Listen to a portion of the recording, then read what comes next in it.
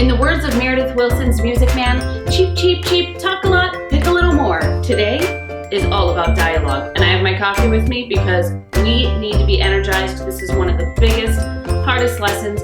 I'm not even going to be able to cover every single one of these pieces of the lesson. I'm going to give you a little bit of an overview and dig in on the piece that is going to make the biggest, most drastic, most interesting difference to your manuscript.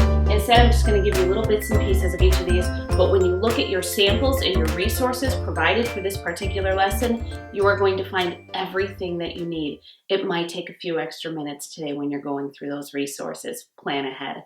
So, why dialogue? This is our first of the dialogue documents. I'm going to give you a lot of reasons in your resources, but today, let me highlight the three biggest. One, it's going to bring speed to your reading. When your reader has just gone through pages and pages of description and narrative, and it's long, and maybe it's even emotionally taxing because they've walked through a climax, throw in a couple lines of dialogue. It's going to give them a break. It's going to give them that verbal fresh air that they need. Your dialogue, that is your caffeine. It's going to give them that injection they need to be energized to keep moving forward in your story. Easier reading, same thing. It's going to give you a little bit more casual feel than maybe some of your descriptive words are. It's a little less formal. It's a little bit more relaxed. So that speed, that ease, those are the top two reasons that you're going to add your dialogue. That third reason, relationship building, this is because if I'm saying to a character, "Good morning, mother, how are you?" versus, "Hey, mom, what's up?"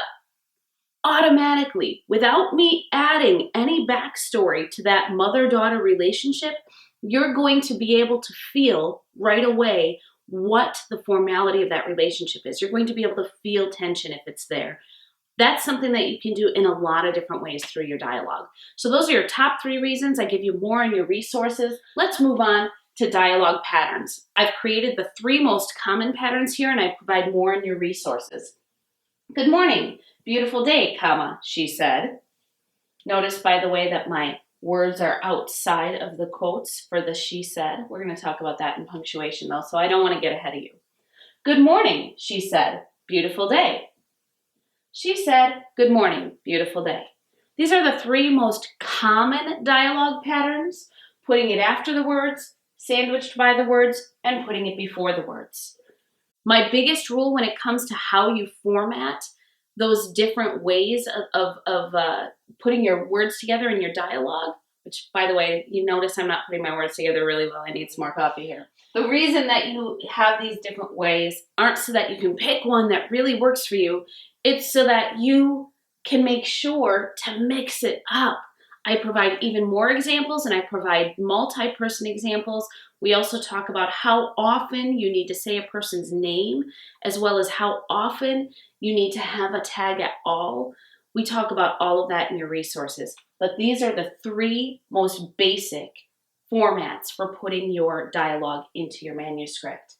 Show with description, tell with tags. We're going to talk about our dialogue tag rules. This is all about when you have your tags, and tags are those words like ask and tell and say.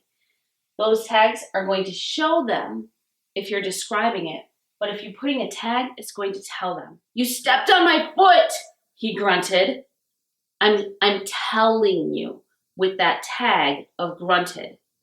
But you're going to go a step beyond that because I don't think you have to choose whether you show by giving the description or you tell by giving the tag. I think instead, we're going to move ahead here to the "Have you met Tad?" Tad is my good friend up here. Have you met Tad? Tad is our thought, action, dialogue buddy, and we need to bring him into our manuscripts. So instead of "You stepped on my foot," he grunted, which you're assuming that your reader is going to read it that way, but what if they read "You stepped on my foot," he grunted? All of a sudden that word, it's just telling them. They're just going to have to assume because you as the writer have given them that word grunted. But if I said "You stepped on my foot," he said, or even if I say he yelled, I'm not doing anything. So I need to add the showing. Well, what if I combine that? What if I put some showing by adding some description, the thought and action, And then I can also tell through that tag of grunted. You stepped on my foot, he grunted as he limped away from his friend. By adding that limp, by adding that thought and action, in this case we added an action, you're going to be able to show at the same time that you're telling. That's what TAD is all about. Powerful dialogue is going to do both showing and telling. Once again, just as with our patterns, just as with our tags, you want to create some variety. Varying tags, by the way, I'm jumping back now to the don't ask, don't tell, or do. I'm going to provide you a whole list on asking, telling, saying, a zillion different varieties. Okay, it's not really a zillion. It's probably closer to about 100 different varieties of how you can say ask, tell, said. The reason for this is because ask and tell and said, those words within your text, they actually become kind of invisible to your reader.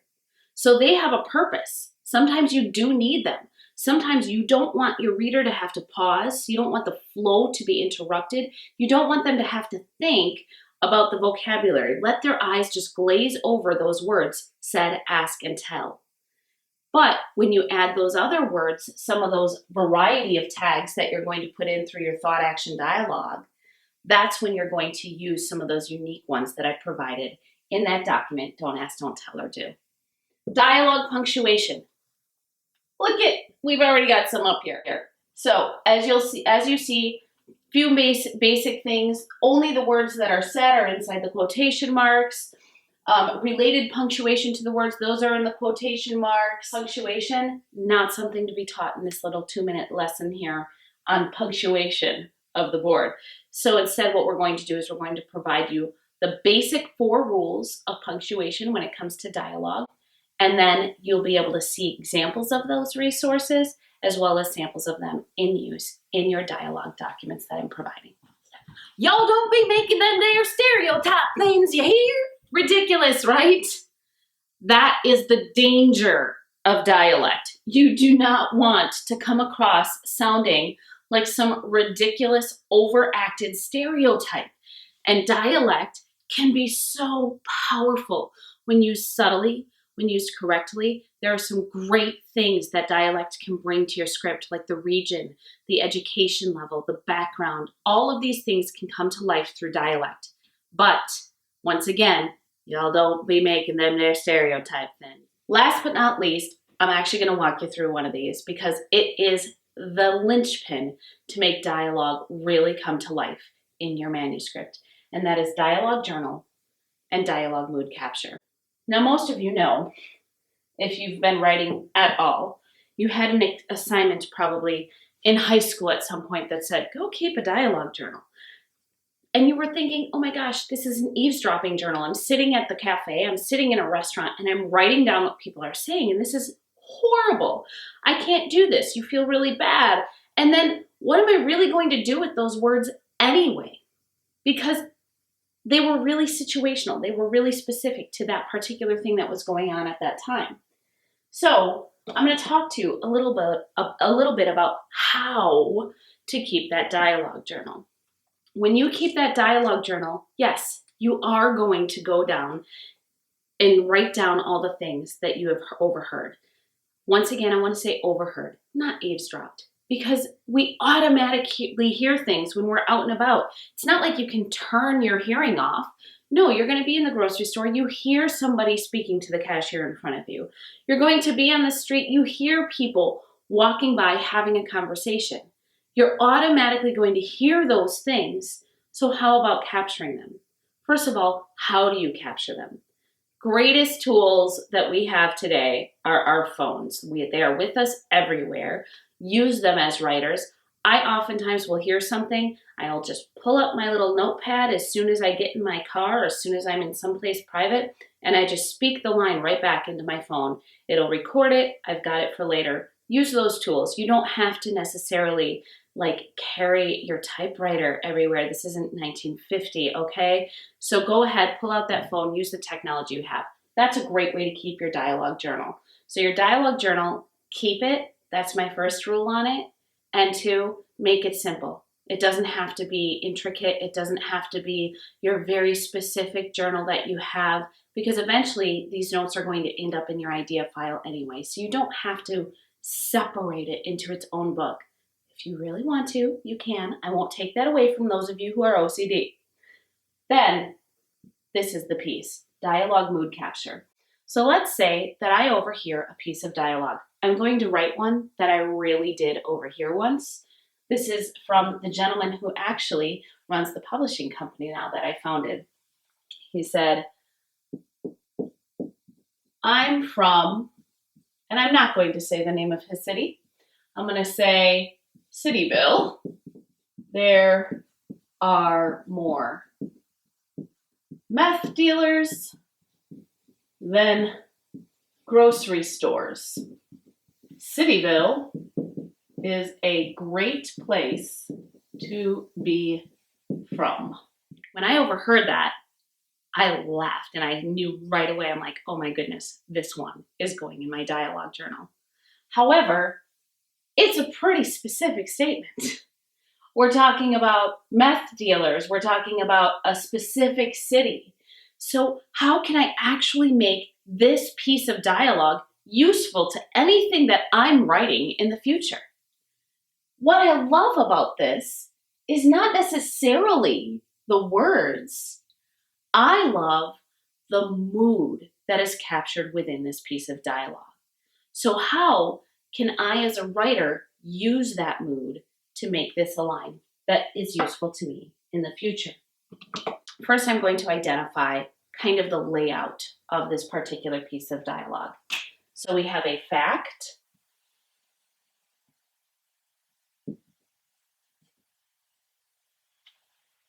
we have a contrast, which I love, by the way. We're going to talk a lot about contrast, if I haven't already, in these lessons.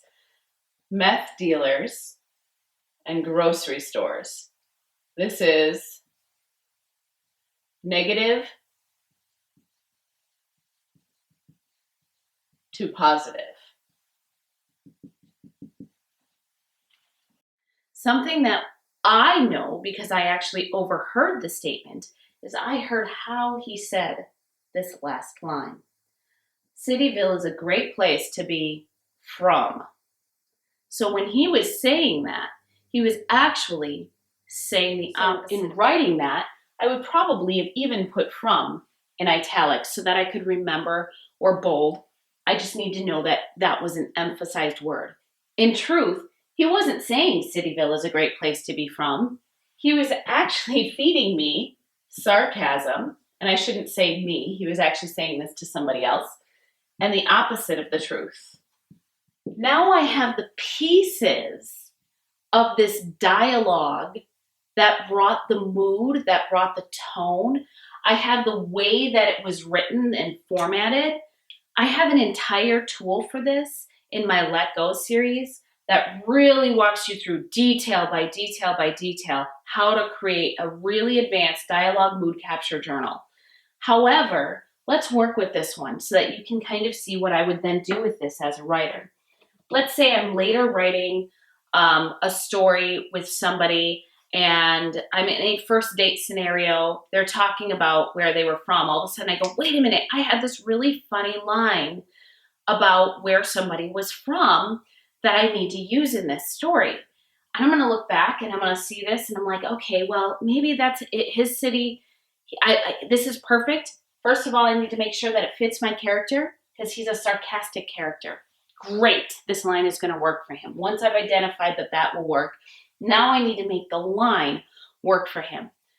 He didn't have a meth dealer issue in his town. Maybe this character had a problem that it was a really small town and you were either related to everybody or you weren't going to get anywhere. So he's an outsider in this town. So let's replace some of these. So first of all, his city, it turns out, is